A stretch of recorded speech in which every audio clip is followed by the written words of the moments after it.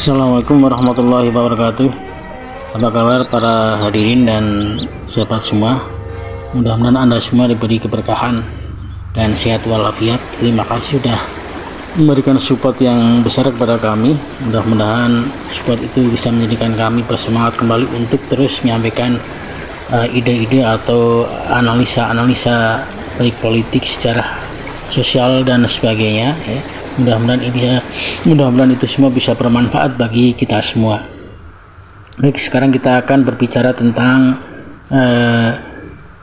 kebangkitan nasional yang merupakan napak tilas dari perjuangan bangsa Indonesia melalui Budi Utomo, yang kemudian hari berdirinya dijadikan sebagai Hari Kebangkitan Nasional, yaitu 20 Mei 1908.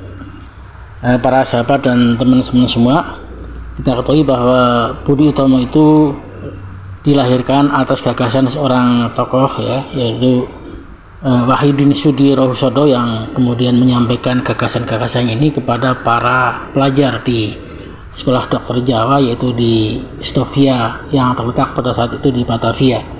Dia menyampaikan gagasannya untuk membentuk atau mendirikan sebuah organisasi pergerakan bagi anak-anak pribumi yang mudah-mudahan nantinya bisa menjadi penggerak bagi kebangkitan nasional untuk melawan atau untuk menjadikan daerah Bumi Putra ini daerah yang merdeka. Kemudian itu disambut oleh para pelajar di Stovia, terutama Sutomo dan beberapa orang temannya. Singkat kata, organisasi ini kemudian berdiri dan diberi nama Budi Utomo, dengan ketuanya yang pertama adalah Dr. Sutomo.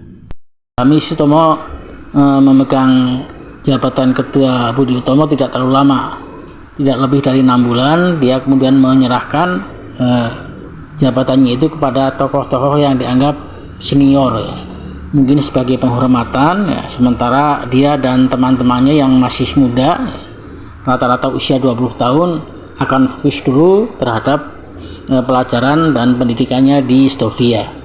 Maka kemudian pada kongres yang pertama di Yogyakarta, terpilihlah seorang bupati dari Karanganyar bernama Adipati Tirto Kusumo sebagai ketua Budi Utomo. Di bawah Tirto Kusumo yang memiliki pengaruh cukup kuat di kalangan praja dan para bangsawan Jawa, Budi Utomo kemudian banyak disambut oleh kalangan priai, bangsawan, dan kaum terpelajar di Jawa dan Madura, sehingga organisasi itu menjadi relatif besar, konon mencapai 10.000 orang. Tapi sebagian besar anggotanya adalah orang-orang yang terpelajar, bangsawan, dan kaum priai, dan terbatas pada bangsawan dan priai Jawa dan Madura. Jadi lungkup perjuangannya hanya sebatas Pulau Jawa ya. Meskipun kemudian masuk tokoh-tokoh yang berpikir demokratis dan modern seperti Ki Hajar Dewantara, kemudian Tirto Adisuryo, dan kemudian Cipto Mangunkusumo, tapi nampaknya tokoh-tokoh ini tidak banyak berpengaruh di Budi Utomo. Meskipun dia menyampaikan gagasan-gagasan, ide-ide barunya, tapi lebih banyak ditolak. Seperti umpamanya ketika Cipto Mangunkusumo menyampaikan pada kongres yang kedua di Yogyakarta bahwa supaya organisasi Budi Utomo ini menjadi besar dan perjuangannya terbuka, maka lebih baik sifat keanggotaannya dibuka untuk umum, jangan hanya terikat pada orang-orang priai dan bangsawan di Pulau Jawa saja, tapi juga terbuka untuk semua orang yang hidup, mati, dan berjuang di tanah Nusantara. Jadi baik orang Sumatera, Kalimantan, Sulawesi, dan seterusnya punya hak untuk menjadi anggota Budi Utomo. Tapi rupanya usulan atau gagasan Cipto ini ditolak oleh Raciman Widyadiningrat, tokoh yang cukup berpengaruh ya, tokoh tradisional ya, senior, tradisional, dan cukup berpengaruh, yang kemudian didukung oleh mayoritas kongres, sehingga secara telak gagasan Cipto ini ditolak oleh kongres. Itulah yang kemudian membuat Cipto Mangunkusumo dan Ki Hajar Dewantara keluar dari Budi Utomo. Pada akhirnya dapat digambarkan bahwa Budi Utomo adalah organisasi pergerakan yang berkiprah dalam bidang pendidikan dan kebudayaan, serta menjauhi aspek-aspek politik. Sebagai organisasi yang disahkan oleh pemerintah kolonial pada tahun 1909, sifat organisasi ini kooperatif terhadap Belanda dan bekerjasama dengan pemerintah kolonial Belanda. Tokoh-tokoh organisasinya adalah para pangeh praja dan para pejabat pemerintah kolonial. Dengan demikian, maka organisasi Budi Utomo dapat disebut sebagai organisasi yang bersifat lokal, terbatas di Pulau Jawa saja dan hanya diikuti oleh para pejabat, priai, dan kaum pangeh praja di Pulau Jawa dan Madura. Oleh karena itu tidak berlebihan kalau kemudian organisasi ini disebut sebagai organisasi yang berpaham Jawanisme dan etnosentris. Ini dapat dibuktikan misalnya dengan acara yang diselenggarakan di Bandung pada Kongres yang ketiga, di mana ketuanya Pangeran Noto Diharjo mengajak kepada hadirin untuk bersama-sama berdiri dan menyampaikan yel-yel, "Live Pulau Jawa, live bangsa Jawa, live Budi Utomo," yang berarti hidup Pulau Jawa, hidup bangsa Jawa, hidup Budi Utomo. Di sisi Budi Utomo ada organisasi Syarikat Dagang Islam atau SDI yang lahir atau berdiri pada tanggal 16 Oktober 1905. Ini merupakan organisasi perkumpulan para pedagang dan pengusaha batik di Solo yang dipelopori oleh Haji Samanhudi sebagai reaksi atas terjadinya diskriminasi pemerintah kolonial yang menganaktirikan para pedagang pribumi dan menganakmaskan para pedagang Belanda dan para pedagang di Nusantara yang beragama Kristen. Di bawah Haji Samanhudi, ternyata organisasi ini berkembang pesat dan mendapat sambutan yang luar biasa dari daerah-daerah. Di antaranya dari Surabaya, Hos Cokroaminoto menyambut SDI ini dengan membuat atau mendirikan SDI Cabang Surabaya. Pada tahun 1912,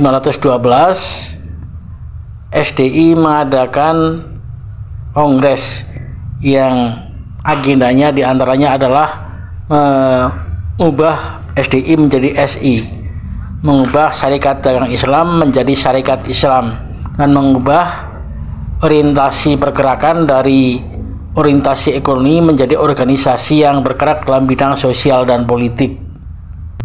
Pada kongres itu pula, peserta kongres akhirnya memilih Hos Cokroaminoto sebagai ketua umum. Organisasi ini kemudian berkembang menjadi besar dan menjangkau hingga ke pelosok-pelosok negeri, ke seluruh penjuru Nusantara, ke desa-desa, bahkan ke kampung-kampung. Keanggotaannya tidak terbatas pada suku, etnis, status sosial, dan latar belakang sejarah, tapi berlaku untuk umum. Siapapun yang berada di wilayah Nusantara, hidup dan mati serta berjuang di Nusantara berhak menjadi anggota Syarikat Islam. Dan tanggal 17 Juni 1916 menjadi hari yang paling bersejarah bagi pergerakan di Indonesia. Saat itu 4 pimpinan inti Syarikat Islam, yaitu Hos Cokroaminoto, Agus Salim, Abdul Muiz, kemudian Sengaji, tampil menyampaikan pidato yang berisi ajakan kepada rakyat Indonesia untuk merdeka dan melakukan pemerintahan sendiri yang berdiri sendiri. Peristiwa itu kemudian membuat orang memandang Syarikat Islam sebagai organisasi rakyat yang menjadi antitesis dari organisasi Budi Utomo sebagai organisasi kaum bangsawan dan priai. Bahkan Kahin dalam Nasionalisme dan Revolusi Indonesia menyebut Syarikat Islam sebagai organisasi politik yang terbaik dalam sejarah pergerakan di Indonesia. Ini kemudian ditanggapi juga oleh Ewi Keper yang menyebut bahwa Syarikat Islam adalah semacam gerakan Ratu Adil yang membawa gelombang besar yang kedatangannya sangat ditunggu-tunggu oleh rakyat Indonesia.